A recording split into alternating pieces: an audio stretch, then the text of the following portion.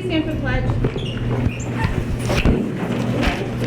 I pledge allegiance to the flag of the United States of America and to the republic for which it stands, one nation, under God, indivisible, with liberty and justice for all.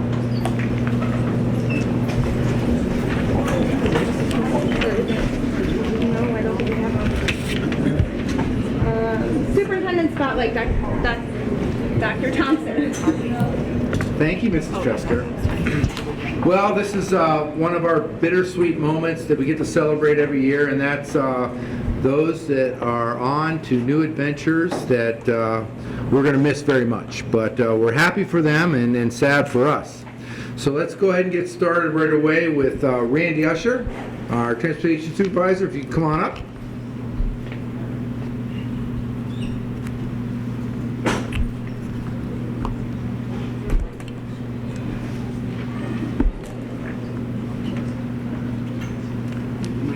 Yep, and you call Cindy right away. Here.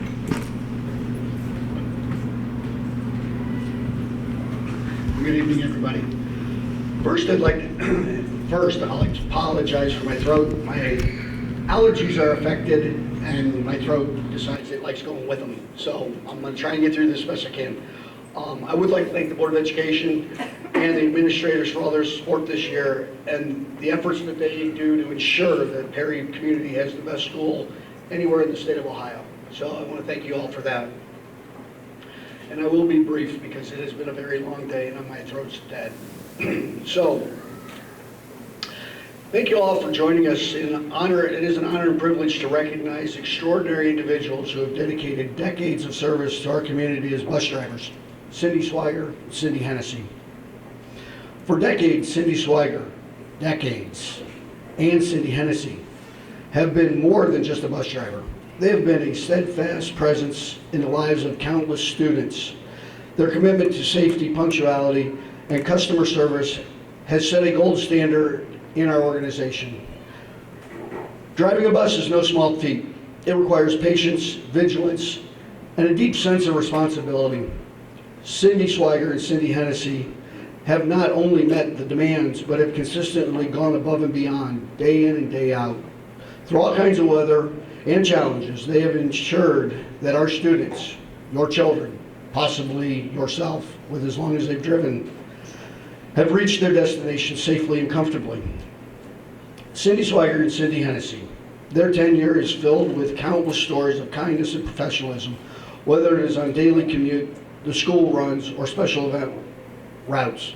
Cindy Swiger and Cindy Hennessy have always treated every student with respect and care. Their friendly smile and dependable service have brightened many days and have endured the admiration and gratitude of all of us who have had the pleasure of riding with them, and for myself, having the pleasure of having them in our department. Today we celebrate not just the length of Cindy Swiger and Cindy Hennessy's service, but the quality and dedication they have brought to this role. Their exemplary work ethic and positive attitude have been an inspiration to all of us. As Cindy and Cindy embark on a well-deserved retirement, we want to express our deepest appreciation for their remarkable service and commitment. Their legacy will undoubtedly leave a lasting impact on our district and the community we serve. Please join us in giving a heartfelt thank you to Cindy and Cindy.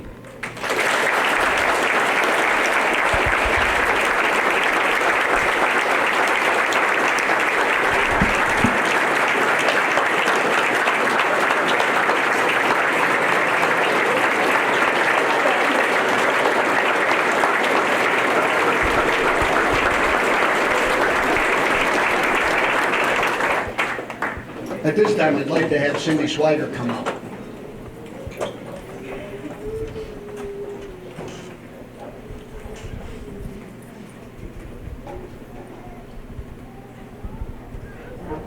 Congratulations, Cindy. So I could tell hundreds of stories, but I'm not going to. We'd be here all night. Things that I want to recognize that are special, that are just from the heart. Cindy's driven for a little over 30 years, correct? 25, close enough. Feels like 30 sometimes, right? For those of you that don't drive a bus, in 25 years, the changes that bus drivers have seen We've gone from mechanical doors, stick shifts, short seats, poor vision, one mirror, two mirrors, to what we have today. She's seen it all change. And she's unwaveringly gone through the change and just accepted it and moved on. The thing I want to really bring to heart is our department has struggled this year with staffing. Cindy was to retire in somewhere between January and March, is what she kept telling me. She was adamant that she was leaving March 1st.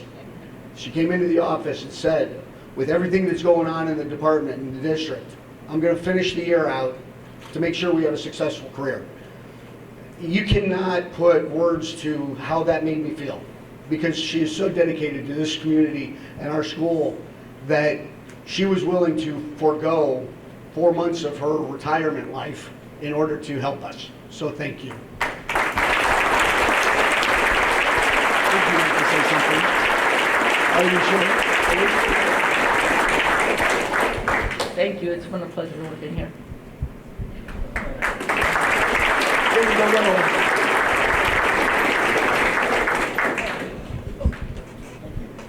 On behalf of the Board of Education and everyone at Perry Local Schools, Cindy, we just want to thank you for all your years of service with this small little gift. Have a great rest of your life. Thank you. Come back. At this time, I'd like Cindy Hennessy to come up.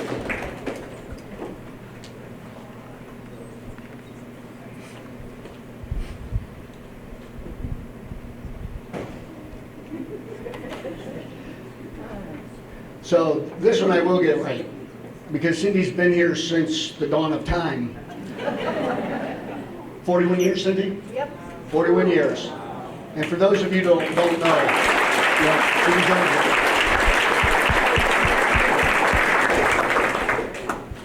Very few bus drivers make it to their second certification, which is 12 years. Cindy's made it 41 years. She's, at this point, driven kids of kids of kids of kids. That's a lot. So 4 decades of driving a school bus. And the thing that sticks out in my mind, even in her last year, knowing this was going to be her last year, she never let us down. We needed something done, she jumped in and did it. We needed a trip covered, she jumped in and she covered the trip. And she didn't do it because she wanted the money. She didn't do it because we wanted her to do it. She did it because of all of the kids that are sitting here today needed a ride to wherever they were going. And she wanted to make sure that, just like the weather or the mailman, they were going to get there. And she always got them there and she always got them back. And with that, Cindy, it's been a pleasure working with you. And if you ever get an opportunity to talk to her, the stories are endless and they're wonderful. I mean, someone who's been here long enough, I relish in, that saw the complex built, because she drove 9 years before it was built. She's got history. I've been here before the power plant. It's better than this. It has been great. As a school district, we have the ability to have great people work for them. Coach Sarvis and Coach Rowan, they're probably, oh my God, Hennessy's got my trip again. But when you've got a group of good kids, that's who you want to drive. It doesn't matter where they're going. I've seen more in Columbus from Coach Sarvis than I'll ever see in my life. I don't like Columbus. But with that being said, I am that crazy person that loves what I do, and I still do. But there's other things to do now. And that's where we're going. I'm going to Porchville. I live on Route 84. You go by and see me sitting out there, I got a new umbrella, I got new flowers. The girl's loading me up for Mother's Day. Give me a wave, I'll be there. Thank you.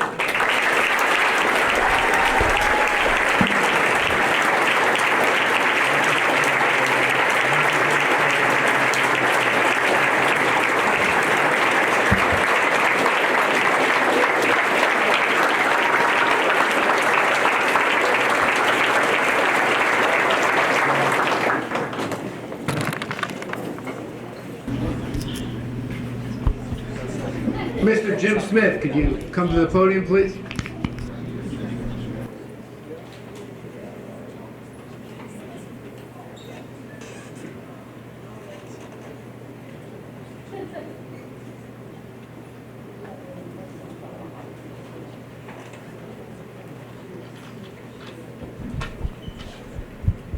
Denise Pryor. Denise, please, come on up.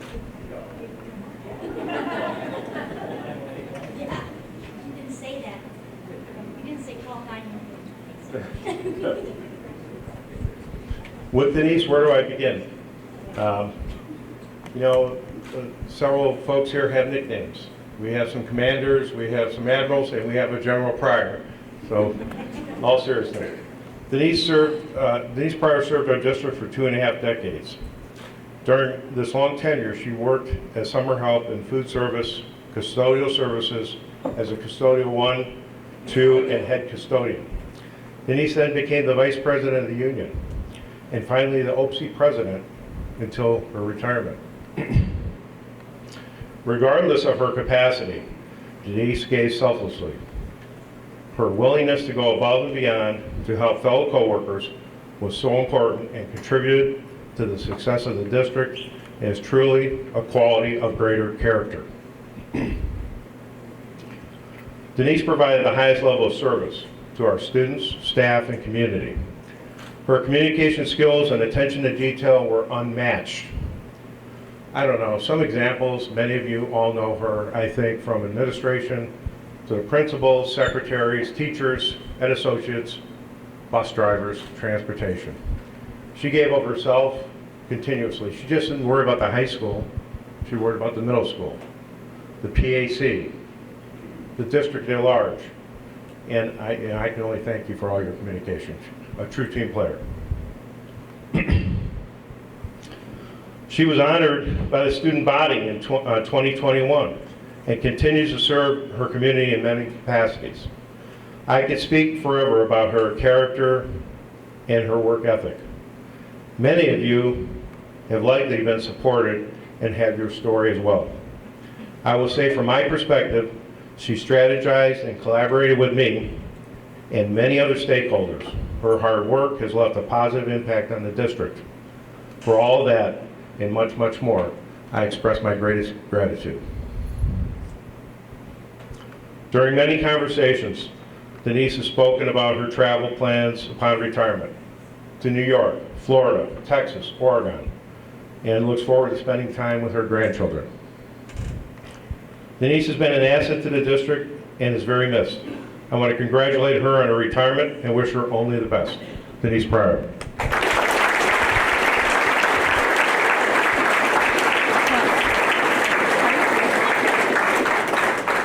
Thank you, Mr. Smith, for all those kind words. I'm surprised. I don't know.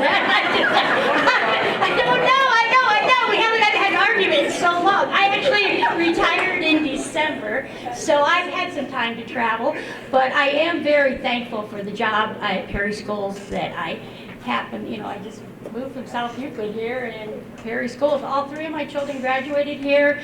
My nephew came to live with us and graduated. It's just a wonderful experience. They've all gone on to great careers, and I'm just so thankful for that. And for the Board of Education, they've just been wonderful. Being the OPSI, over the 20 years I was OPSI Vice President and then President, and they've just been very supportive to us and wonderful to work with us, and for the non-teaching staff, if you don't know. And I've gone through a lot of superintendents, but I have to say Dr. Thompson and Mr. Gallant have been just exceptional men to work with and been so fair to make our employees feel important. And oh, you're giving me money for it? Oh, okay. Then I'll say more. Okay, no, I'm sorry. No, but thank you very much, and I do miss the students. I've noticed that in the last few months. I mean, I know some people say teenagers, but I love the teenagers in the high school and love to say good morning and talk to them, so I do miss them. So, and I'm not coming back to sub, so thank you. Shucks. Dr. Thomas.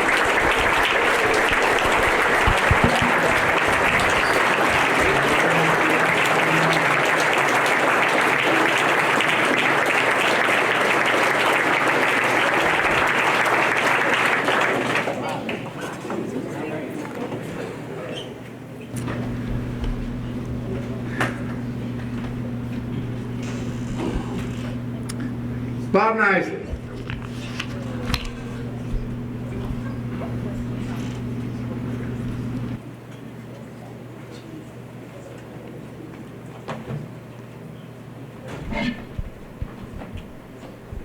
All right. I'm going to be honest. This was one of the hardest speeches that I've had to put together in a long time, and I've gone through numerous drafts.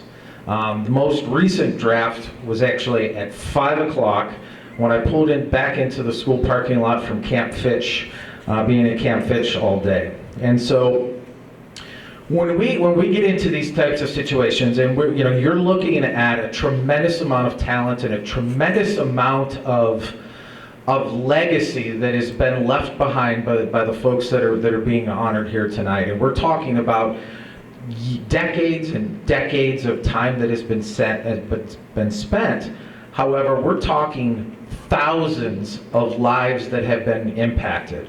I'm not up here to talk about Coach Rowan, but I can tell you unequivocally, Coach Rowan has impacted thousands of lives in his career. I got to see it firsthand when he was at St. Ed's and the way in which he worked with students there, and then when he came to Perry.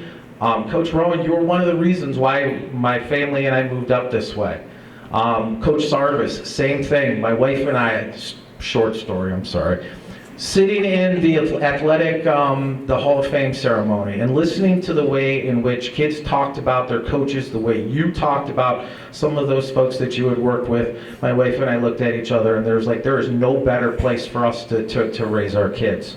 And so this also plays out with Mr. Nemechek. And one of the reasons why I had to rip up 2 or 3 speeches, because I just didn't feel like they did justice to the legacy that Bob Nemechek has had. My first draft had some really interesting nuggets of information and facts. For example, I'll bet you didn't know that Bob Nemechek started his teaching career in a district that doesn't exist anymore. Doesn't exist. I'll bet you also didn't know that Mr. Nemechek served a short period of time as a Riverside Beaver. We won't hold that against him as well. Or that Mr. Nemechek has taught not just 8th grade American history. Like, I think every single person here in the district, that's what we think of. We think of 8th grade American history, we think of Mr. Nem. But Mr. Nem has brought a wealth of experience and has accumulated and spent a lot of time and a lot of energy with our students. But I gotta tell you that the thing that really kind of like flipped the switch was commencement. This is the second time that I've gotten to hear Mr. Nem give a commencement address.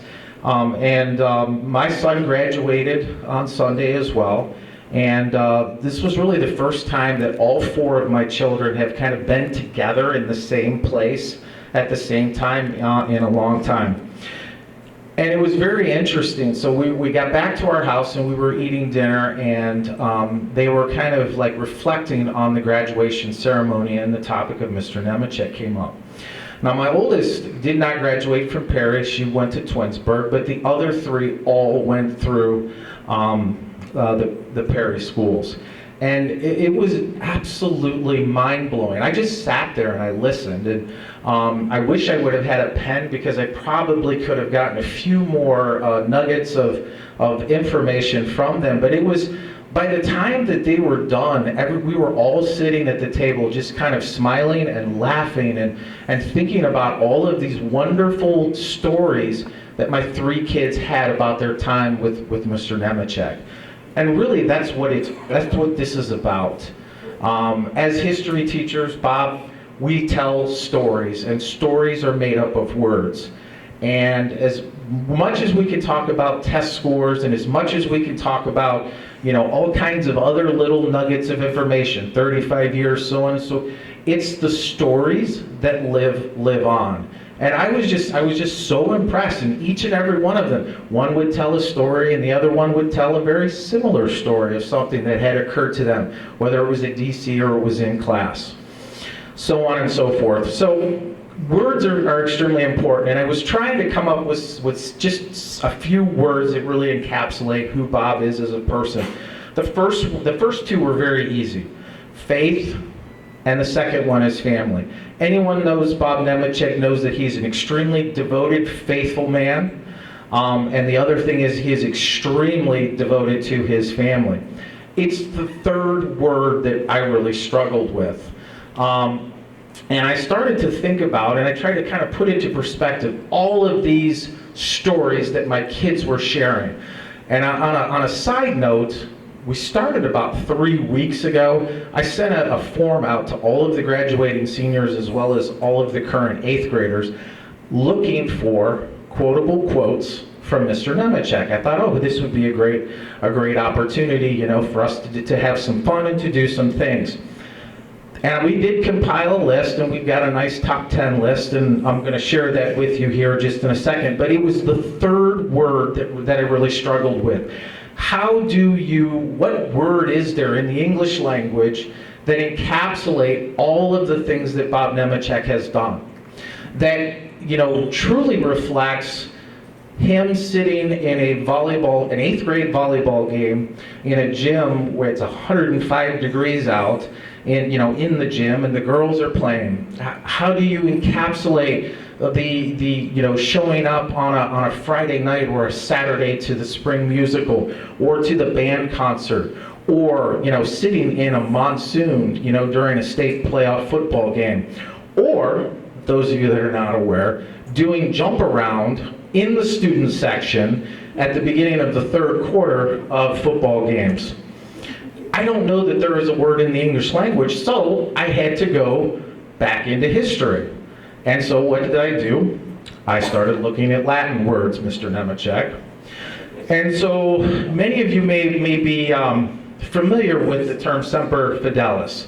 It is the motto of the United States Marine Corps. The root word of fidelis is fides, F-I-D-E-S, and it has a number of meanings in Latin, but it means supportive, it means dedicated, it means loyal, and it means faithful.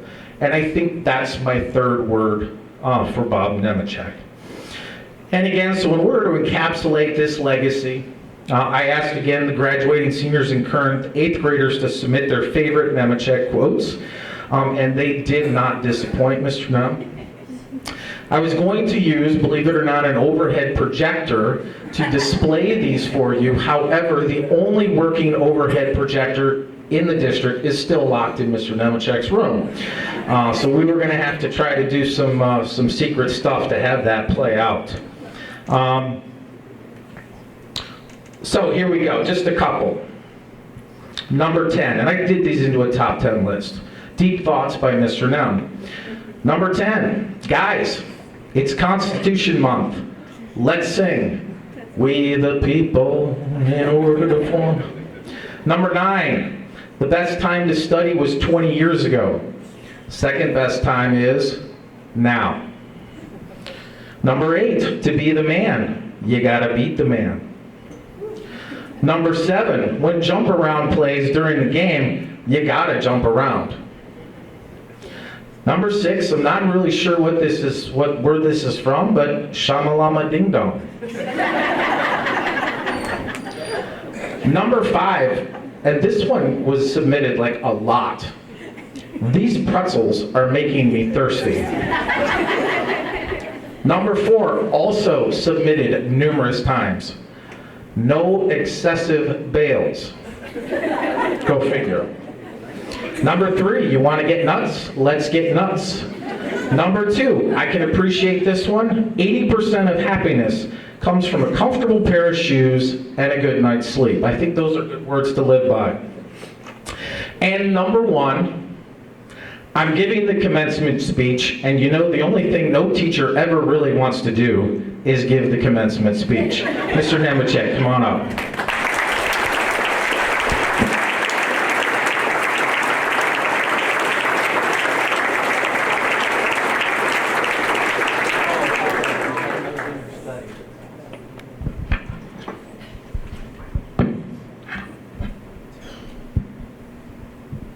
The real bummer is I had to follow Denise. I'd like to thank the board. I was kind of doing the quick math, and I've taught 11, I think, of your children, which has been wonderful. And one regret I have is that, I won't teach every single one of them. And I had a long speech, but the last time I gave a speech, all kinds of children were screaming. And we don't want any of that. So on behalf of myself I just want to thank the community for sharing your children with me. Thank you.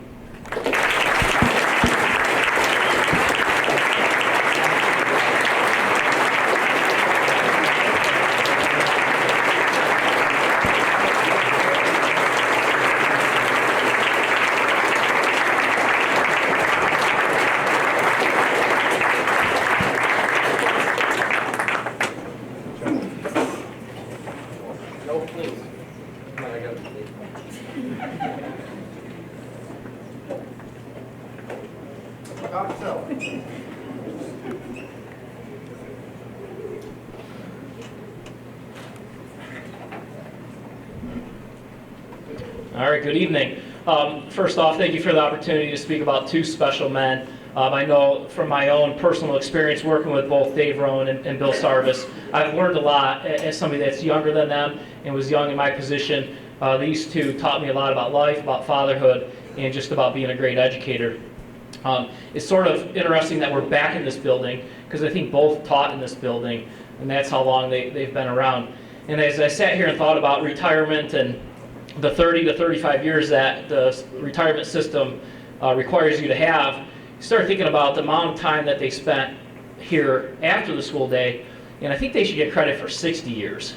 The number of hours that they both spent on this campus is remarkable, and that was another opportunity for them to impact lives and make a difference, which they both did. I'm going to start off with Dave Rowan, and then I've actually invited a friend here, Mr. Rockwell, with both of these men because of the impact they had both in the classroom and through extracurricular activities, specifically athletics. So Dave Rowan is a graduate of Madison High School. We won't hold that against him, and eventually made the move here with his kids and taught here. He went on the wrestle at Edinburgh University, where, to the best of my understanding, was an All-American wrestler, finishing 4th in 1987 in the 118-pound weight class. After Edinburgh, he also spent time at St. Ed's and Chardon High School for a total of 3 years before being hired here at Perry. For 32 years, Mr. Rowan did enter the hallways of Perry High School daily and imparted his knowledge and wisdom with passion and excellence on a daily basis. From the entry-level courses of algebra to the complexities of applied calculus, he instilled in his students not only the tools to solve equations, but also the confidence to take on life's challenges with resilience and determination. When Dave Rowan comes to my mind, and probably to many, it's evident that the fundamental principle in what he's all about and that he expects out of his students and athletes is to work hard. And if you ever saw the man work out, he models that daily. He models that daily in the class. There's no wasted time, whether he's working out or teaching or running a drill within the wrestling room. The guy is all business, and he gets it done, and he expects the same out of his students and his athletes. His contributions, as we've talked about, extend far beyond the classroom. He wore many hats throughout his tenure, not just as an educator, but as a coach and leader and mentor. Whether he was guiding the next generation of athletes on the soccer field, he was an assistant soccer coach, football field for the middle school for many years, the wrestling mat, or even the golf course. If you didn't know that, he was assistant golf coach 1 year, which is interesting. His commitment to excellence was unwavering, and he always did it with 100% effort in everything that he did. Under his leadership, countless students discovered the power of teamwork, perseverance, sportsmanship, and lessons that transcend the boundaries of sports into everyday life. Balancing teaching, coaching, and fatherhood can be a challenge. Mr. Rowan strived to be a great father as well, providing unwavering love, support, and guidance to his 4 kids, who are all awesome kids. Whether it's offering words of wisdom, lending a listening ear, or simply being present in the moments that matter most, his genuine care and encouragement inspired his children to strive for their dreams and face life challenges with courage and resilience, making him not only a wonderful father, but a cherished role model and source for strength. And he played that same father figure for many of his wrestlers in all the years that he did amazing work on a wrestling mat. To hear us speak about his wrestling accomplishments and the impact that he has is our athletic director, T.J. Rockwell.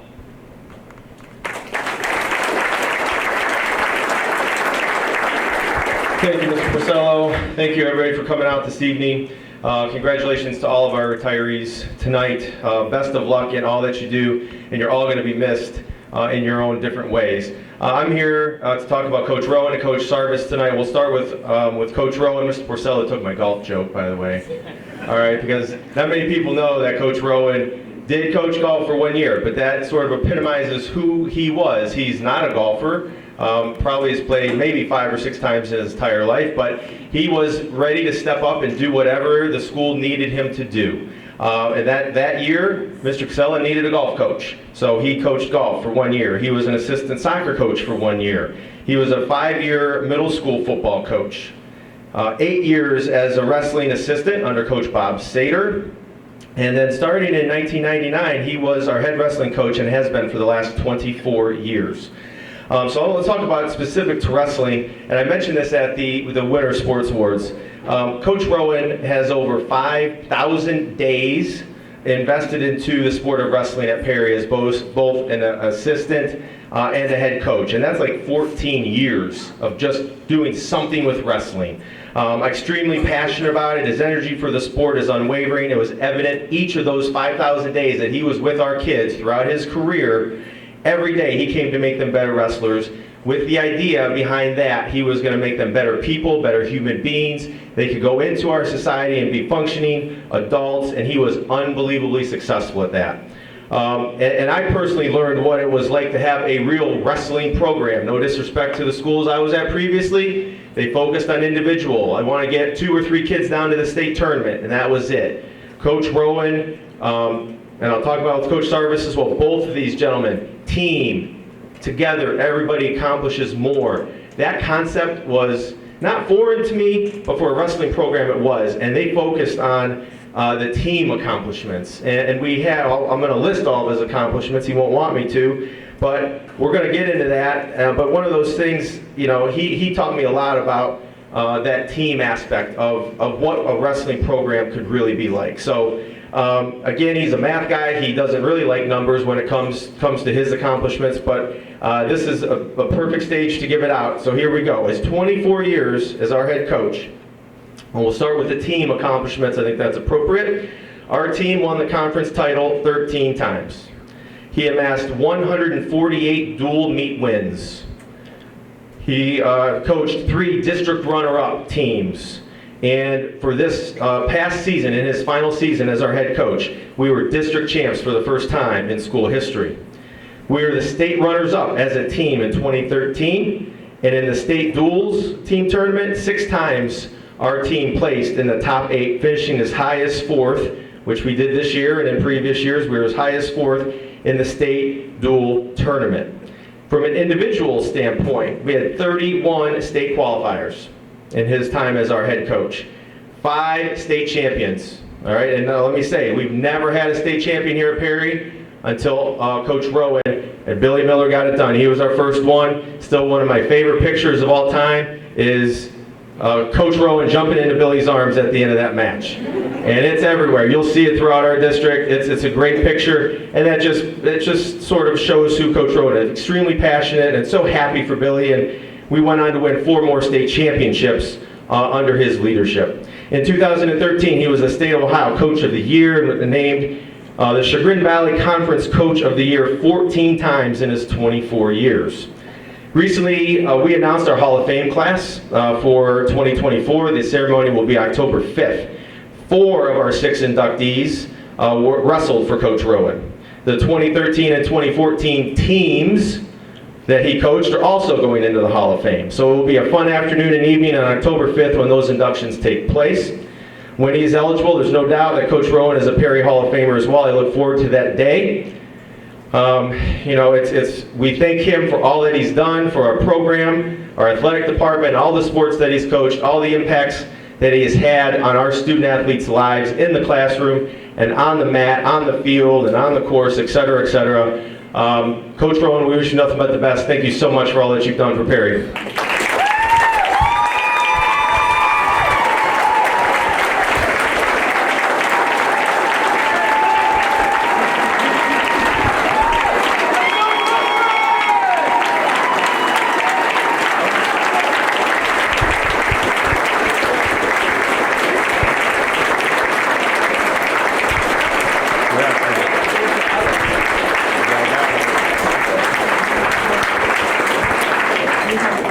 I'm going to keep it short. Neb, promise you.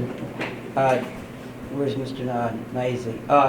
I have 2 overhead projectors, by the way, in my classroom. And I have a whole box of extra bulbs. Those are hard to find. So I have, if you want some of them, I'll get you those. Okay. And what can I say? So many people provide me opportunities to do what I like to do. My passion. Wrestling, I know, was a big part of my career. I just figured the extension of the classroom, another way to entice students and help them grow. It's been a fun ride. I got a lot of people that mean a lot to me. And my father, he taught me how to work hard. And that was the best thing he taught me, because I outworked everybody. And now I tell my wrestlers that all the time too, in the classroom. You just got to outwork people. That's how you get ahead. Okay? And I have so many people, Cliff, I mean, I go on and on. But just thank you. Thank you for all your time. Thank you.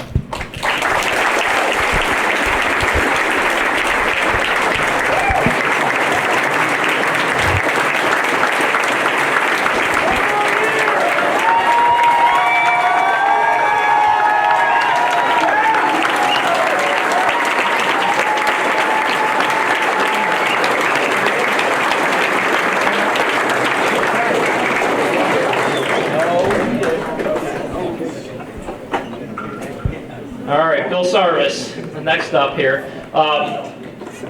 Wonderful gentleman, first class. Spent many hours having hallway conversations with Bill Sarvis, and he's a special man that impacted many lives as well. I'm going to miss him greatly, and I hope that we can all stay connected, but Bill's a very special man as well. Bill is a 1980 graduate of Perry High School and also started his career in this building. After graduating Perry, he continued his education and received a bachelor's degree in business administration at The Ohio State University. In 1987 and 1988, Bill made a pivotal career shift, and he took on the opportunity to coach cross country at Painesville Riverside. There, inspired by this experience that he had, he returned to school to obtain an education degree, marking the beginning of his impactful 31-year tenure at Perry when he was hired here. Throughout his career, Bill played a pivotal role in transforming the school's business and technology offerings countless times. Because unlike math or social studies or English and your core subjects, the business and technology world continue to evolve. And it would be easy when you get into a career to just like, man, this is what we've done, it's working, let's just stay with this. Bill always rolled his sleeves up and wanted to get to work, and it always came down to he wanted to do it for the kids because that's what they needed. Notably, he spearheaded the creation of the financial literacy program, entrepreneurship program, and the award-winning Perry Tech technology program, recognized by esteemed institutions such as the JFK School of Governance at Harvard University and the Ford Foundation. Perry Tech garnered acclaim for its innovation and impact. I learned this yesterday. Mr. Sarvis visited South Korea with 2 students representing the United States in innovative use of technology in public education. When this campus first opened, him and a superintendent/principal got together at the time and really put Perry on the map for their innovative practices around technology with the Perry Tech program, impacting the branding of what Perry was to become in the new era in the building, and also providing great opportunities for our kids. Bill approaches life with a positive outlook and a let's go and get to work mindset. He embraced innovation and truly wanted what is best for students. He is an uplifting person to spend time with, and students craved and sought his positivity. His deep love for his family shines through in every aspect of his life, and he speaks of his parents with immense admiration and affection. Bill's dedication extends well beyond the classroom as he mentored students with technology certifications and championed initiatives like the Cisco Networking Academy program, helping many kids set themselves apart, whether they went off to university or into careers. He paved the way for them through those certifications. As a coach for 36 years, He nurtured countless athletes, guiding them to success both on and off the track, the course, whatever the official term is for track and cross country. His commitment to students' well-being and development earned him their enduring respect and admiration. For that first week of June, when everybody's sort of back recovering from the school year, you always saw Sarvis there with the kids running or riding his bike. And I think the thing that stood out most when I watched Bill lead our cross-country program, and I hope I'm not taking away from TJ here, the kids that he recruited to cross-country, some of them, they probably never scored a point or factored into the outcome, but he changed lives by helping them get healthy, helping them understand that they could accomplish something, and building that belief that he instilled through cross-country. So he found a way to use the athletics and the many hours that he spent here to instill that belief in our young men and women. Bill's legacy is defined by the positive influence he's had on generations of students, embodying the spirit of excellence and service that exemplifies what it means to be a Perry Pirate. So, Bill Sarvis, thank you so much. I'm going to turn it over to TJ to talk about Bill's coaching career as well. Thank you again, Mr. Porcello. Coach Sarvis, again, a lot of similarities here. You're going to hear a lot of the same adjectives to describe both of these gentlemen. They had such an amazing impact on our athletic department throughout their entire careers. And everybody thinks of Coach Sarvis as our cross-country coach, and rightly so, and track coach. He served in both capacities for a long time, but he also coached girls basketball for 4 years, little known fact. And he was a boys tennis assistant for 8 years. So again, going above and the call of duty to do things that the school district needed at the time. He didn't have a ton of experience in either of those sports, but he coached his tail off every single day, helping out Perry local schools. 24 years as an assistant track coach at Perry, 10 years as head cross-country coach at Harvey, 2 years at Riverside, and then 22 years here as head of the Harriers, as he likes to call our cross-country team. That's a term from the 30s or 40s, I believe. He's an old school car guy. We'll get into that in a little bit. But he led our cross-country team for 22 years here at Perry High School. One of his favorite sayings throughout his time here at Perry is, "The strength of the wolf is in the pack." So he too, huge believer in team. Together everybody accomplishes more. That was a big concept. He always talked to his kids about what it is to be a Perry Pirate. What does it mean to be a Perry Pirate? It means you have determination, pride, dedication, selflessness. You're a great teammate. You're a great role model. And above all, you never quit. You're a competitor down to the last second of every race. Whether you're in first place, whether you're in 100th place, you never stop. And I think our kids took that to heart, and they epitomized that each and every race, each and every practice that they did for us as our cross-country runners. So Coach Sarvis epitomized these attributes, what it is to be a Perry Pirate, each and every day, and had amazing impact on so many athletes throughout the years. So let's talk a little bit about those accomplishments as well. Whether he wants to or not, we're going to get into them. Let's start with our team accomplishments. As 22 years, he had 9 team state qualifying teams to the state cross-country meet in Columbus or various parts throughout the state, 9 times.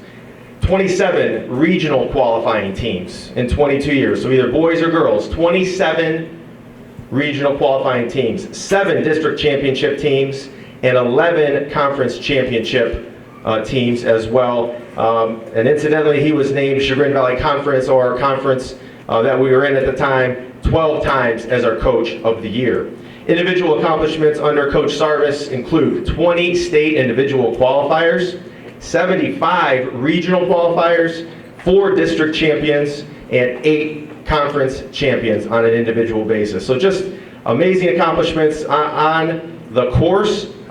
Again, 24 years as an assistant track coach as well. We could go through all those state qualifiers and things that he had at that time, but I'm just going to talk about some of the things that I think made Coach Sarvis an outstanding coach for us. Number one, he was a recruiter. Mr. Porcello did take something that I was going to talk about. He had to recruit. He had to get out there and it's not fun to run 3.1 miles as fast as you can. All right? I don't want to do that. Not many kids want to do it. It's a different mentality, and he got those kids out. He had, number one, he's the business tech teacher. He had the coolest signs, all right, hanging in the hallways. That got your attention right away. But then he was out there hitting the halls, he was trying to get as many kids out as possible. And there were years we had 30, 40 kids out running, and as Mr. Porcello said, some of them never scored. Some of them never really even made a varsity race, but they were part of that team, that togetherness, and he treated those kids like his own kids. They were like family to him, and I think while he had to recruit, the kids did a lot of the recruiting because they talked about it. They talked about how much fun it was, and hey, we get to go to ice cream on the way home from races on Saturday, and all of these things that he did an amazing job of making running 3.1 miles as fun as possible. He took them all over the place for practice. We never practiced on campus, which shout out to our transportation department, because we had to go all over the place. We're going to Squires Castle and the Outdoor Y, and he had a different place every day to go. But that, again, that means he's getting back to the school half an hour to get there, practice for 2 hours, half an hour back. He's getting back to the school, making sure everybody has a ride home, leaving at 7 o'clock. He left at 2:30. Just the amount of hours and the time and the passion that he had for our program, again, is just unmatched. So, again, Coach Sarvis is also a surefire first ballot Hall of Famer here when it comes time. There's a 5-year waiting period. It's going to happen. I can't wait for that day as well. I look forward to it. Anybody in the market for a Cadillac? We talked about the car thing. I think he's going to sell Cadillacs here in a couple of months, so he's going to take the summer off. But if anybody needs a car, look Coach Sarvis up. Coach Sarvis, we wish you nothing but the best. Thank you so much for all that you've done for Perry. Congratulations on your retirement. Best of luck.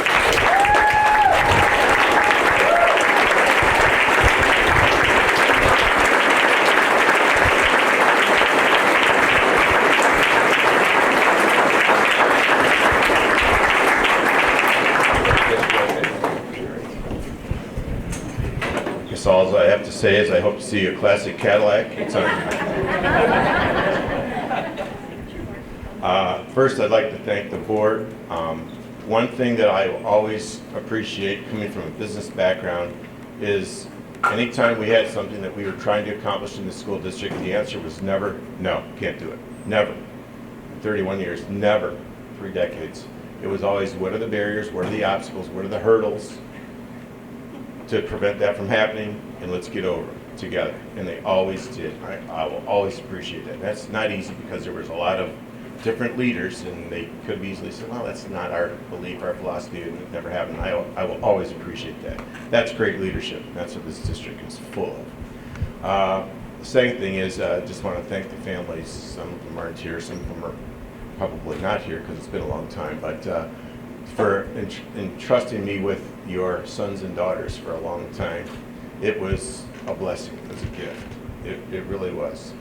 I got to thank the Cindys and Mrs. Pryor and Mrs. Chapman and my sister and any other driver or person that was out there behind the scenes helping us. Whenever the bus door would open and I would see the 2 Cindys or Mrs. Chapman, I smiled. I knew the kids are going to get where they need to get on time, safely, and back home. So I always appreciate that from you guys. So thank you. That was not. I would never want your job. Serious. You guys rock. I mean, I had the easy job. You had the tough job. I'm blessed to be leaving this place with such an all-star cast. I mean, Dave Rowan's a legend. Bob Nemechek, whenever the kids came over from the middle school to the high school across that bridge, you're the first person they say, oh, I'm going to miss Mr. Nem. I mean, you and Mr. Bales. I mean, you guys are a tandem. And that was always the first thing they said. And again, Mrs. Pryor, I thank you for letting me coach your son a long time ago. The picture was in black and white. And being my friend for so long. Seriously, I really appreciate that. And it's been a gift. So I thank everybody. I thank you guys especially. And God bless. Thank you.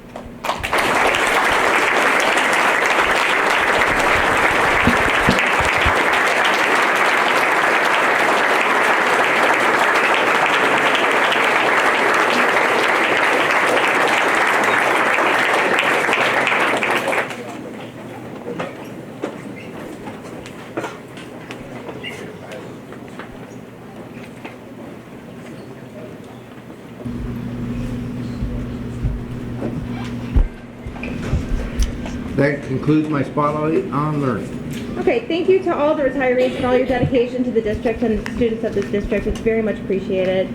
At this time, we'll take a short break for anyone who was here just for the retirement. If you wanted to head out, you're welcome to. If you want to stay longer, you're more than welcome to stay for the meeting. We'll just take a quick 5-minute break.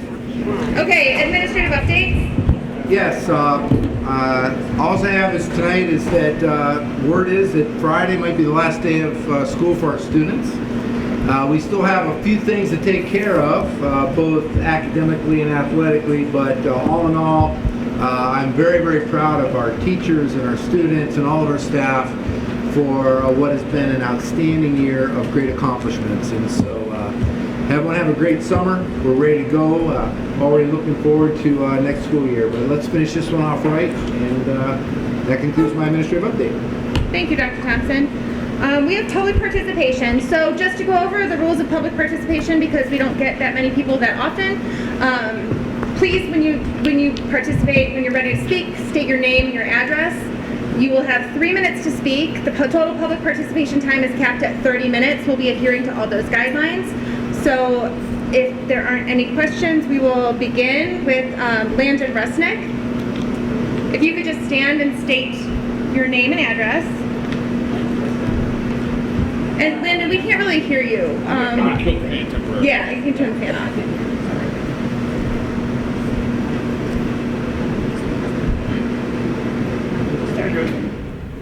Okay, I'm going to start the timer because we have to stick to the 3 minutes, but...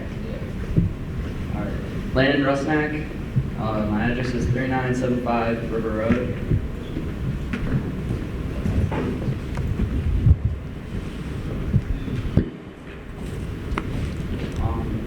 So I'm talking about Coach Rowan and his accomplishment. So, good evening, board members and Dr. Thompson. I am Landon Rusnack, and I'm a freshman at Perry High School. I prepared a few comments about my coach, Coach Rowan. As a teacher, Perry has benefited from Coach Rowan's enthusiasm to be a lifelong learner and striving for all kids to achieve what's possible within their reach.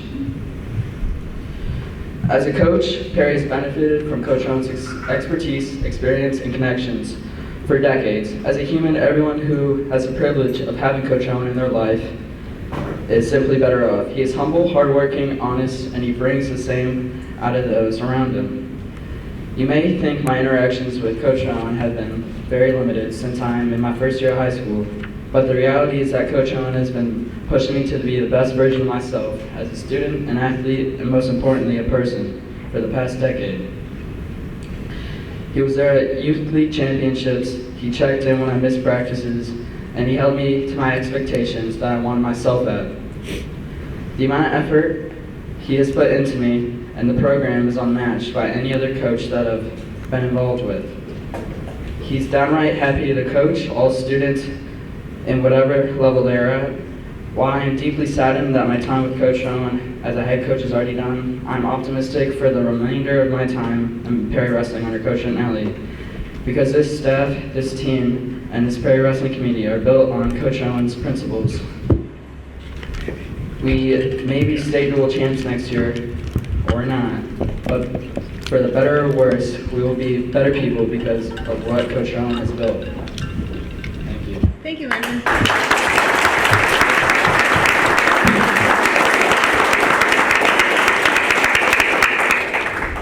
Gigi Dominish.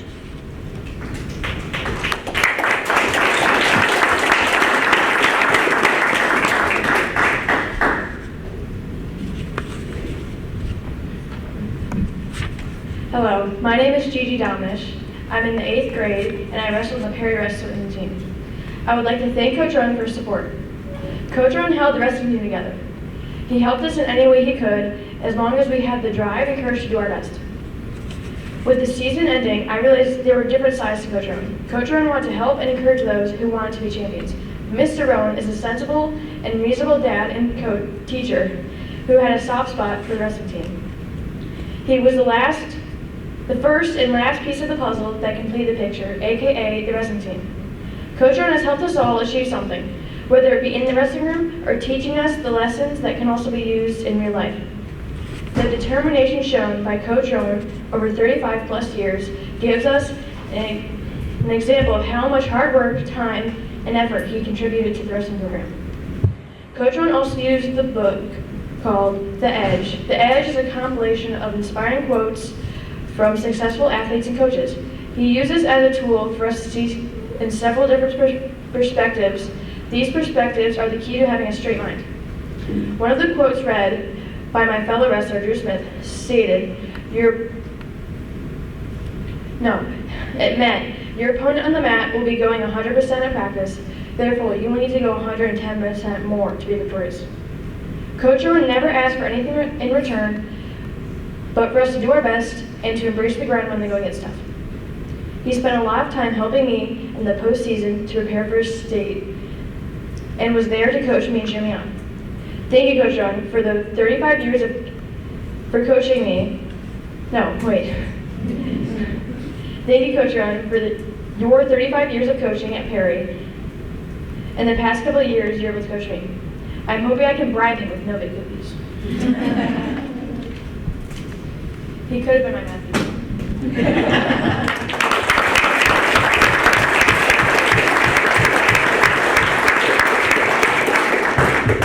Thank you, Gigi. Teresa Dominish.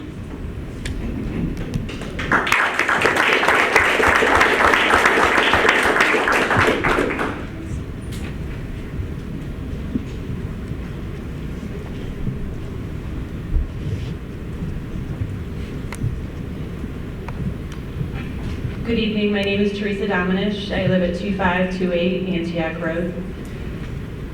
I've had a very unique experience of having a husband who was at Dave Rowan's very first practice here in this cafeteria, as well as being at his very last practice. And I also had the opportunity of being up in the wrestling room every day this year. And for me, it was quite scary because I know nothing about wrestling. I've admitted this to all the coaches many times. But every single one of them, but particularly Dave Rowan, made me feel extremely comfortable. They made me feel appreciated.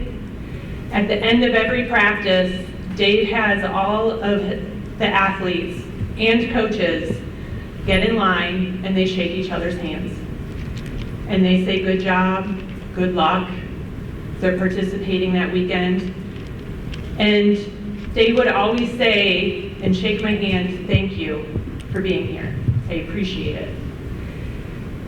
And at first I was like, yeah, whatever. But as the weeks went on, he meant it. Every time he shook your hand, he meant it. And this is a man that has the utmost integrity. He never spoke an ill word of anybody. He never had a negative thing to say.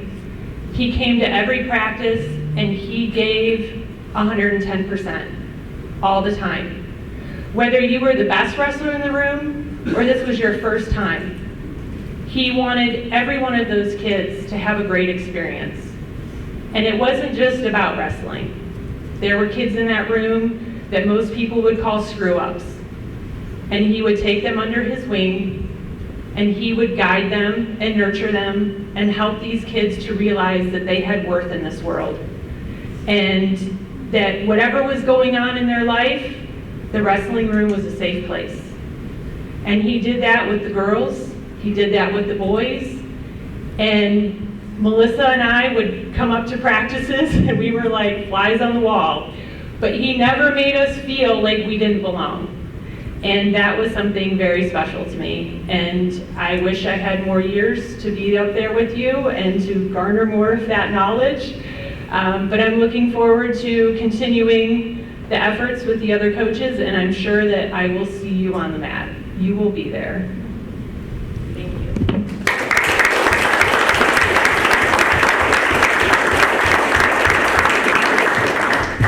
All right, thank you, Teresa. Chris Brubaker.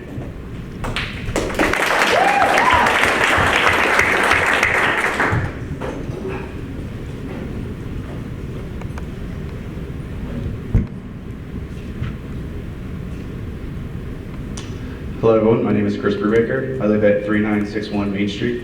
Thank you for having me. I would just like to share my family's gratitude for Coach Dave Rowan. My family and I moved to Perry about 17 years ago. At that time, we were just a young married couple and we had one kid. We were drawn to Perry for many reasons, two of which is the school system and the wrestling program. Now we are an old married couple with 7 children, and that range everywhere from a toddler to a Perry graduate. We can also now say from our experiences that the school and the wrestling program has exceeded all of our expectations. Dave Rowan is a big part of that. His involvement, dedication, and care for the students is unparalleled. Dave tries to get the best out of everyone he meets. His measure of success is more than just academics or athletics, but also what type of person you will become. Because of his years of experience, he knows the steps it takes to help the kids reach their goals. He may push you harder than you've ever been pushed before, but he will be there with you every step of the way. For me as a parent, Dave Rowan is always an email or phone call away. He is very approachable and easy to talk to. Whether we're discussing Ryan's lack of punctuality or Dominic's struggles with Algebra 2, Dave's always ready to go above and beyond to help. So for Ryan, this meant extra sprints, and Dominic, it was just extra time in the classroom. There's also many times that Dave would praise the kids' progress and tell us how proud of them he was. When Ryan started wrestling, I remember being amazed that the head coach of the high school wrestling program was at the youth practices, and that all of the teams and coaches worked together so well. Dave has helped build an amazing wrestling program with great coaches and great parents that work as one for the benefit of the kids. It truly is a family.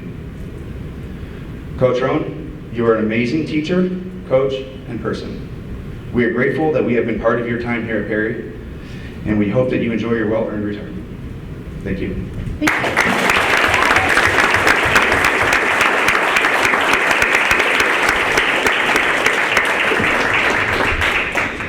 That's it. Okay, that concludes the public participation and everyone who's signed up. Moving on to the consent agenda, the review of minutes. The board is asked to approve the minutes from the regular meeting of April 23rd, 2024 and the work session of April 2nd, 2024. The board hereby waives the public reading of these minutes and shall post them accordingly. Item B, donations. The board is asked to accept the following donations from the sources indicated for deposit into the account and/or department listed as recommended by the Chief Financial Officer. Item C. The board is asked to authorize the Chief Financial Officer to dispose of the listed obsolete and/or outdated items that are no longer of use as recommended by the local superintendent and Chief Financial Officer. Item D, pursuant to the OPSI Local 367 negotiated agreement, the board is asked to approve a flat sum of $600 for the employee listed who has satisfactorily completed 20 or more contact hours of pre-approved professional development offerings as recommended by the local superintendent and assistant superintendent. Item E, pursuant to the collective bargaining agreement, the board is asked to authorize the Chief Financial Officer to compensate the employees listed who are entitled to the negotiated contractual stipend for completing district initiatives as recommended by the local superintendent and assistant superintendent. Do I have a motion? Second. Any discussion? Roll call, please. Mrs. Foley? Yes. Mr. Leidig? Yes. Mr. Roberts? Yes. Mrs. Ketchner? Yes. Mrs. Seoli? Yes. Dr. Thompson, Superintendent's report. Okay, under A, personnel approval of leave of absence. In accordance with the terms and conditions of the collective bargaining agreement, Ohio Revised Code, and their applicable leave balance, the board is asked to approve a paid maternity caregiver leave for the individuals listed below for the balance of sick days accumulated, permissible and available as recommended by the local superintendent and building principals. Under B, personnel approval of resignation, the board is asked to approve the resignation of the individual listed from the position noted as recommended by the local superintendent and building principals. Under C, personnel approval of retirement, corrective action, the board is asked to approve the corrective action noted previously approved April 23rd, 2024 as recommended by the local superintendent and chief financial officer.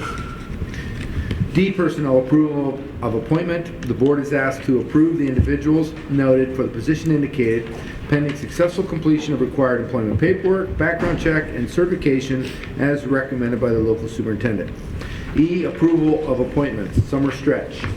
The board is asked to approve the individuals listed for the summer stretch position noted as recommended by the local superintendent and building principal.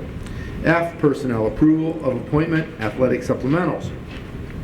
The board is asked to approve the employment of the individuals listed for the 2024 summer and 24-25 athletic supplemental positions and rate of pay indicated pending successful completion of required employment paperwork, certification training, and background check as recommended by the local superintendent and athletic director. Under G, personnel, approval of appointment 21st Century CCLC.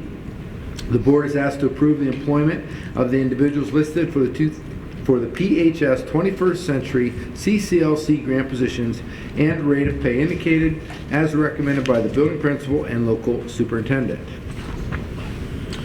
H, personnel, approval of summer camp workers. The board is asked to approve the individuals listed as volunteers for the 2024 summer camps and leagues as recommended by the local superintendent and athletic director.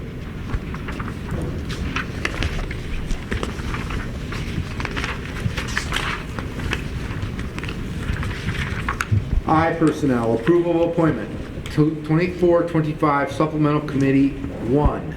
The board is asked to approve the employment of the individuals listed below for the supplemental committee position indicated for the 24-25 school year as recommended by the local superintendent and assistant superintendent. J, personnel, approval of appointment 24-25 supplemental committee 2. The board is asked to approve the employment of the individual listed below for the supplemental committee position indicated for the 24-25 school year as recommended by the local superintendent and assistant superintendent. K, personnel, approval of appointment substitutes.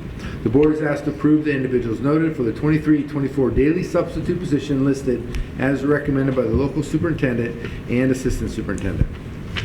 L, personnel, approval of non-renewal. The board is asked to approve the non-renewal of the individuals listed for the position noted as recommended by the local superintendent, assistant superintendent, and building principals. M, personnel, approval of reemployment administrative. The board is asked to authorize the chief financial officer to issue salary notices and/or contractual salary adjustments for the 24-25 school year to the following administrative staff members as recommended by the local superintendent. And personnel, approval of reemployment certificated license 1. The board is asked to authorize the chief financial officer to issue salary notices, contracts for the 24-25 school year to the following certificated licensed staff members as recommended by the local superintendent.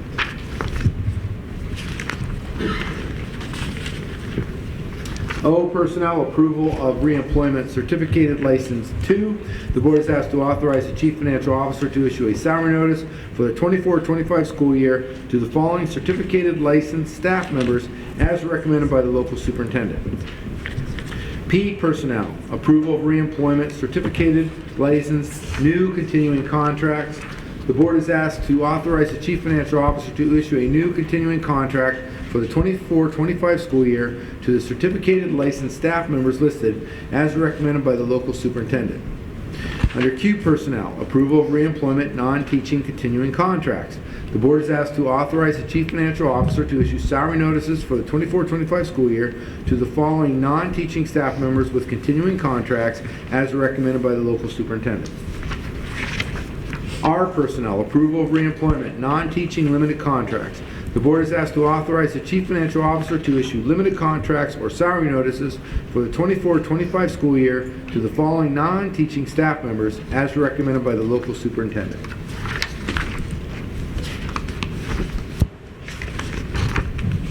S, personnel, approval of reemployment exempt contracts hourly.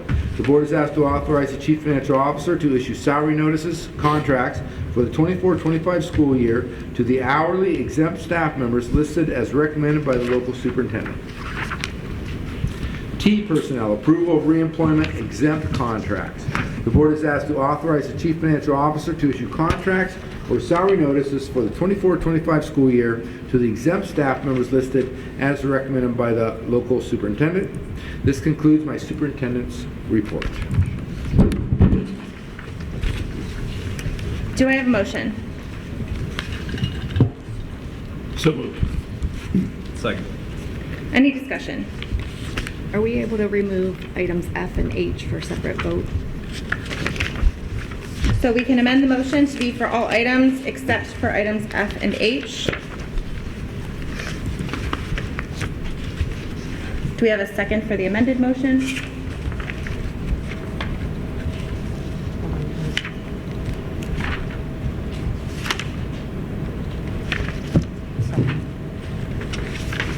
So this is for all items except for J and O and F and H?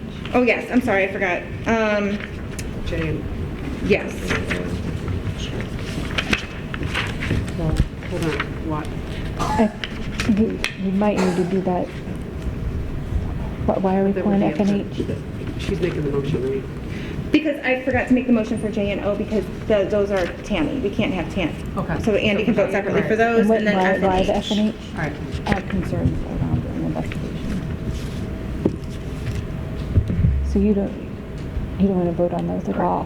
No, I do, but my vote will be. Oh, your vote, okay.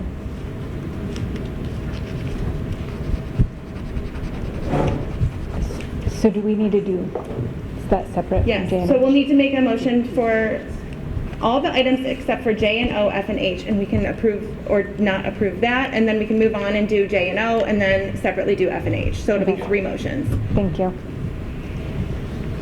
So I'll amend my motion, or revise my motion for all items that we aren't carving out. Okay, so do we have a second for the motion with the exception of items J and O and F and H? Second. Okay, is there any discussion on all of those items with the exception of J, O, F, H? Roll call, please. Mrs. Seoli? Yes. Mrs. Foley? Yes. Mr. Leidig? Yes. Mr. Roberts? Yes. Mrs. Trevsker? Yes. Do I have a motion for items J and O? Second. Any discussion? Roll call, please. Mr. Leidig? Yes. Mr. Roberts? Abstain? Mrs. Trevsker? Yes. Mrs. Seoli? Yes. Mrs. Foley? Yes. Do I have a motion for items F and H? So moved. Do I have a second? Second. Any discussion? Okay, roll call, please. Mr. Leidig? Yes. Mr. Roberts? Yes. Mrs. Trevsker? Yes. Mrs. Seoli? Abstain. Mrs. Foley? Yes. Okay, moving on. Sorry, it's a very long agenda today. Atypical.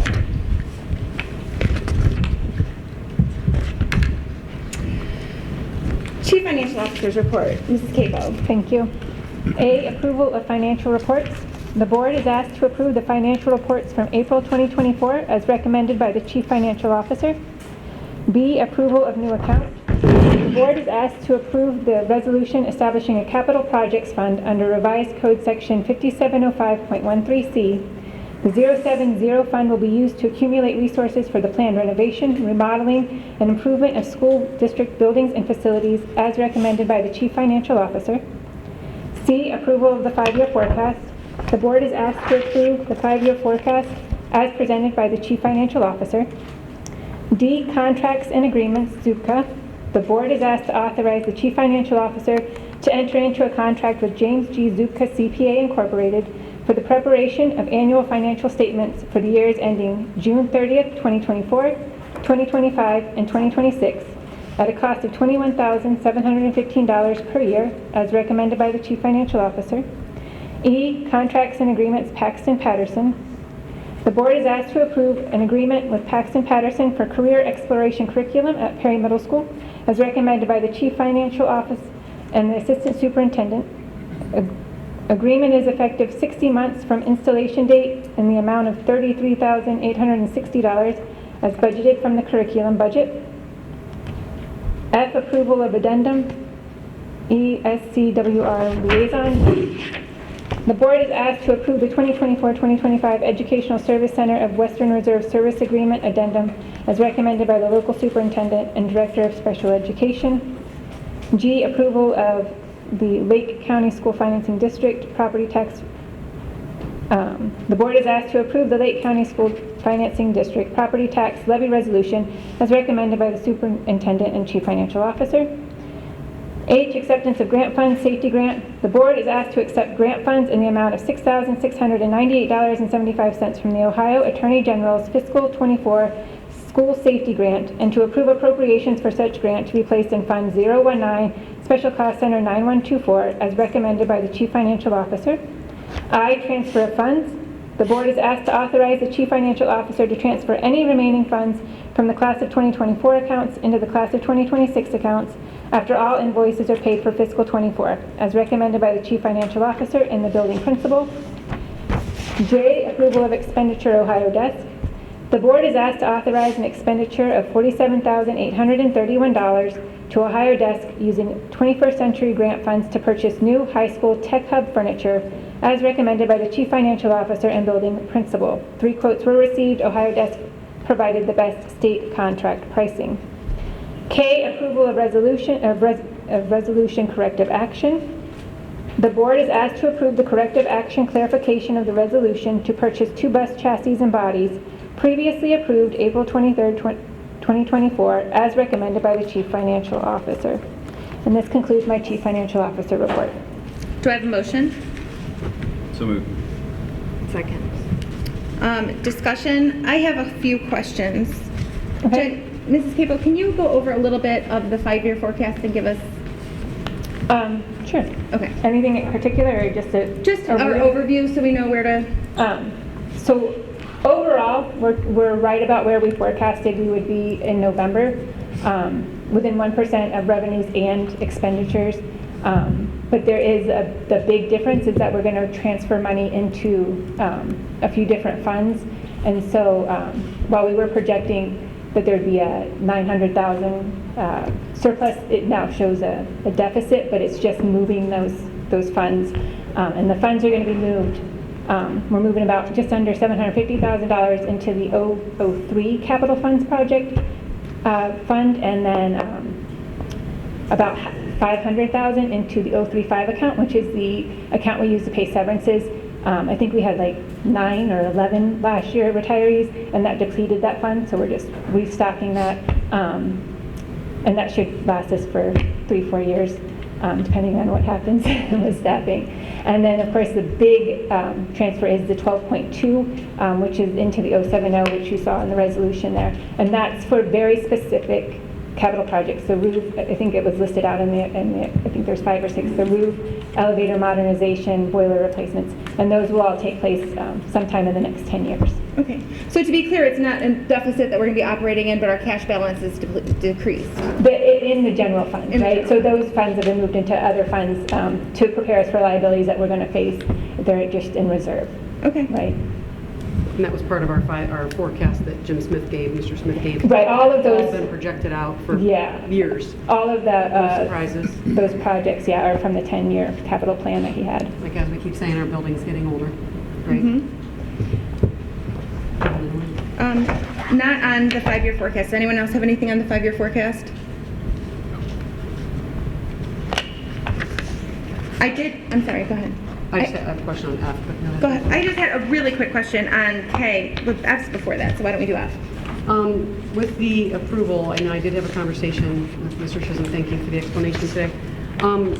But I do have some more questions about this addendum. We approved in April the overall contract, and we did not have the box checked that we were going to indicate that service. And if I'm understanding correctly, this family liaison position last year was paid for through a grant, and the grant is going away. So this year we would be billed for that service.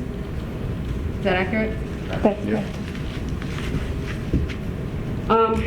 Other people that do similar work in the district would be, so example, this is really a social worker, right? And we have, so does this give us, right now we have, is it 1.8 FTEs? With Russell Newman, I believe, is a Russell Newman is 1.0. We've got Crossroads 4 days a week. Crossroads. So we got a 0.8, and then this would make another 0.2 FTE, roughly.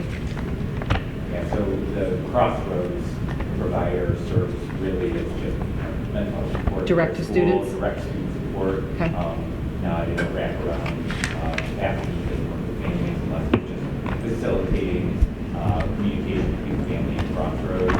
We just have direct student support, but yes, Crossroads serves. And so we feel this is a position that we need in our district, this addendum and this position itself? I would say that this person in particular is definitely something that the district needs to pull. We serve about, right now, close to a dozen, a half dozen families that are homeless. So this is the person who is with those families on weekends, getting resources, getting food, providing housing, working in kind of direct support with the families in person, in their home, in their community setting, which is not currently something that we have our staff providing that level of service for, which will go with them to, create Medicaid accounts or take them to Project Hope to get them housing for the evening.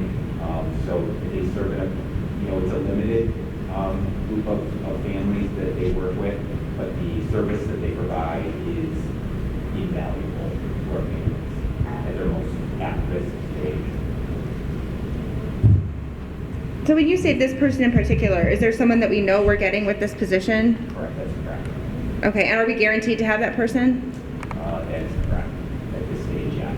That person is not ready. That person is in that role currently, yes. Okay, and then if they don't stay in that role, do we get to choose who we get next? I have the contract in front of me. It will depend on how the contract states the role. I don't have it open. So the role is needed, or this person is needed? Well, really both are needed, but the person who's currently serving that role is really exceptional in that role, and they don't anticipate leaving. And we've been assured that that person will be provided to us if they're still in that role. I expect that they will be, but both the person and the role are valuable. This person just happens to be very valuable. Is this something that districts typically provide for their families? This is a role that most districts need somebody who serves in that capacity. School personnel don't often, there's barriers and boundaries that exist between families and school personnel, that sometimes it's beneficial as a contract service to have somebody who really serves outside of the district to be able to make those kinds of connections with families, be in person in the middle of the night when a mother has become a victim of domestic abuse and needs to find housing in a women's shelter. I would say regionally it probably serves the district, that person in contract service. I can't speak for the services that they have, but for us. How many years have we had this position? We've been checking that box. I think this is maybe a year over. I don't want to talk out of turn. Yeah. But that's... So they're not working, this person's not working directly with students at all? Only with their parents and making them have connections to resources available? No, so like we have a situation with some students that have like school aversion issues, and we've used that person in a kind of a more advocacy role to work directly with students who are refusing to come to school and need support inside the home to facilitate co-management between either split families or like a grandparent that can't come to school. So we have had that person meet face-to-face with students probably more this year than we ever had in the past. But to your point, we do have a lot of individuals who at school are currently tasked with meeting one-to-one with students. But when we have a need for someone to meet with students in a place like the detention center or in this past school year county jail, that person has served at that role on the school's behalf, which has been beneficial to have that kind of person that you can send into those settings who's familiar with it and able to access students. But that's typically when they need one-to-one with students. And I appreciate that we have these services for our family. I think it's important. I don't want to take anything away from our kids. That's our number one priority. Their families and their safety is number one. I just want to make sure that we're utilizing our resources and being responsible. And we have a lot of talented staff here in our district. And I want to make sure that we are doing our due diligence to utilize the resources we have internally before we go externally. And it helps to have that understanding and explanation if what you're saying is that this person could possibly be going on a Saturday to somewhere to meet with a family, or like you said, they're going to the court, right? We have other people I think that are dedicated to that as well. But I think it's really important to spell out the roles and how they differentiate between what a typical staff or employee of our district would do versus having this type of contracted service. So if it's a kind of a 24/7 availability, is that what I'm they would be kind of on call to go Yeah, where so needed? because the service is changing, so the way it worked this year, because it was part of the grant program, we really just communicated digitally, and they would do what it was that we needed them to do. And they'll continue to do that, but we'll also have them on site. Okay. So I would imagine we would probably flex the schedule. If they have to go to a detention center in Summit County, which they've done before for us, on a Saturday, they probably won't be on campus for the first 3 hours of the day on Wednesday. But we'll have the hours reported to them here on campus. But if we have to flex that schedule so that they can go to some of these settings where our kids need them, they won't be with us that time. And there's multiple people available, so if one isn't available, we would have someone else? Or is it just this person available, and what's the contingency? Yeah, there are 2 people who serve in the role. Okay. I've never found an instance where they don't make themselves available, Okay. but it's an important question I'm happy to bring back to the ESC. And I know we recently looked at our district enrollment, and I think grades K through 6 are slightly down. So as we know, even though enrollment might be declining, we're seeing some needs on the increase, like when it comes to these types of needs. Yeah, that would be 100% true. When you look at our numbers of students new to the district, excluding kindergartners, you see probably regionally a very high percentage of those students are coming to us with existing needs. We actually see a lot of students coming to us from other local area school systems who are already connected to this person because they're a contract service through the ESC, and they've already been working with that liaison. So yeah, I would say that's worth looking at as a district, but it is a high number that's coming to us with existing needs, whether they be socioeconomic, emotional, or at risk in some capacity, special education students, despite the declining enrollment, that population. And she's a social worker, you said? Correct, licensed social worker. Licensed social worker. I don't have any other questions. Okay.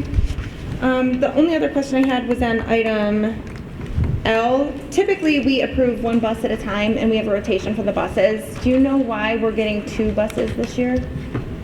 We had a bus accident, and so that we're replacing that one, and the majority of the cost will be covered by the insurance settlement. Okay, and then after this year, we'll be back on the 1. I think that's a discussion That's the we'll plan? have. Okay. Okay, is there anything else? Yeah, one other question on I, Nikki. Where it says those funds are transferred from 2024 to 2026, is that customary? Yes. Okay. And how do we decide where it goes? It didn't roll down to the next class. This senior class, going out always puts it in the next junior's class to help cover prom and all those expenses. Yeah. Perfect, thank you. Okay. Do we have a motion? Oh, no, we did that. Roll call, please. Sorry. Mr. Roberts? Yes. Mrs. Trexler? Yes. Mrs. Seoli? Yes. Mrs. Foley? Yes. Mr. Leidig? Yes. Unfinished business? Any new business? I have spoke to Nikki about our July meeting. I'm going to be out of town that week of the 15th through the 15th through the, the 22nd. And so I was hoping we could move that July meeting to July 30th, that Tuesday. Which will be nice, considering that's right before school starts and gets closer to, if we have to do any action, it might work out well, but. Works for me. I can do it. Yeah. Yep. Works for me. Okay, so we will make a note that that meeting will be moved to July 30th. Any other new business? I do. So I was recently, actually last week, appointed to the JED board as North Perry Village, as a North Perry Village rep, not as a school board rep, very separate. So it has nothing to do with the school board. I did seek legal counsel prior to that appointment, just to clarify and make sure that there was no conflicts or anything like that, and it was cleared. So I just wanted to make that statement. I believe if you need to read up on that, it's in the News Herald today. So It is. there you go. In the paper. Thank you. That's it. Okay, thank you. Any other new business? Correspondence and announcements. We have no communications to the Board of Education that I'm aware of. Upcoming events and meetings. The last day of classes for students in pre-K to 11 will be May 24th, 24. Congratulations to all the graduates that graduated last weekend. The district will be closed May 27th, 2024 for Memorial Day. The district will be closed June 19th, 2024 for Juneteenth. The next Board of Education meeting is scheduled for Tuesday, June 25th, 2024 at 5:45 p.m. in the Tarbuck Center Conference Room where there is air conditioning. Is there any public participation? Do I have a motion to adjourn? Nope. Oh, wait, I'm sorry. Nope. I take that back. Pursuant to Ohio Revised Code, Section 12122G1, I hereby move that the board adjourn to executive session for the purposes of discussing the discipline of a public employee and an investigation of complaints against public employees. Do I have a motion for that? So, Is there a second? you just need a second. I just need a second. Yeah. Okay, I'm sorry, I made the motion. Roll call, please. Mrs. Scioli? Yes. Mrs. Foley? Yes. Mr. Leidig? Yes. Mr. Roberts? Yes. Mrs. Tresker? Yes. There will be no business conducted after executive session.